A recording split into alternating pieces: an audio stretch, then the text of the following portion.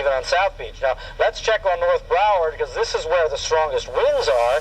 On the north side here, as these winds just come pouring in off of the ocean, and of course over off the ocean you don't have the friction that you have over the land, so that's why the strongest winds are from about Hollywood on north, and that's going to continue for a while here, although the overall strength of the storm should decrease as the storm goes inland, and obviously more and more of the circulation is overland. Now down here into Miami-Dade County, where it says Miami there, that's downtown Miami, and south of downtown Miami over down US 1, and what I have to do is check, while I'm here with you, let's just check and see what that street is right there. That's Kendall Drive right there. So down to Dadeland, and then over to Key Biscayne, and then offshore. That's where the strongest cell is. If you're on Key Biscayne, you still have power and you're watching us, well, you have had some time, from best that we can tell here, by watching the radar.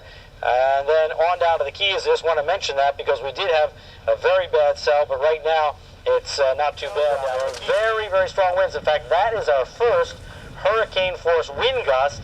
And in spite of all the strong winds we've seen in Broward County, it occurred in Miami-Dade County. All right, that's a flash flood warning now issued for, let me get it exactly here, rainfall 3 to 5 inches moving into Key Biscayne, and they're saying Coral Gables. They must be in the south part of the Gables, or the South County. But anyway, that's where we stand here at 7 o'clock. Landfall. There was a wind gust. Now that was within the last hour. You see the 68-mile-an-hour winds, wind gusts at Fort Lauderdale, and I'm just checking any current wind gusts, and nothing stronger than that at Fort Lauderdale. So hopefully what's happening is now that the eye has come ashore, the overall wind speeds will die down, but that doesn't mean we can't have more damaging gusts. And also we have the concern of that flood warning, flash flood warning, in effect Key Biscayne and the Gables, lower Gables area, Gables by the sea, down Long Old Cover Road, right there near Biscayne Bay, where this incredible heavy rain continues to happen. Brian, this is becoming a very serious storm. We have another report of yet another death. A person who went outside and a tree fell over on top of him.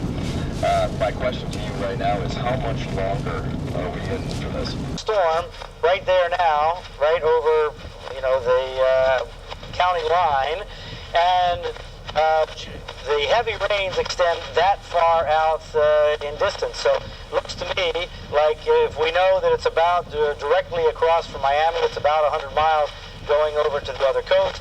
So that looks to be maybe 75 miles of storm to go through, moving at 6 miles an hour. That's going to take us through the night before we get past this band. Now, sometimes when the eye goes ashore, like when the eye gets over here, the overall energy in the storm lessens. So we can hope that that will happen, and that this band will be weaker. We don't have to wait that long. But this band that's offshore, right there, that's the strongest band in the hurricane of any of the storm. Let's go close in there, and you can see the bright reds, and that's what we've been tracking all along. Now, part of that is what's over Key Biscayne and the part of Coral Gables right now. But as the system moves this way, this part here is going to move over mostly Miami-Dade County. It looks like what's going to happen is Broward is going to get these strong winds off the ocean, but the heavy rain, the potential for flooding, and very gusty winds are going to come into Miami-Dade County and maybe extreme southern Broward County here as we go through the evening hours this evening.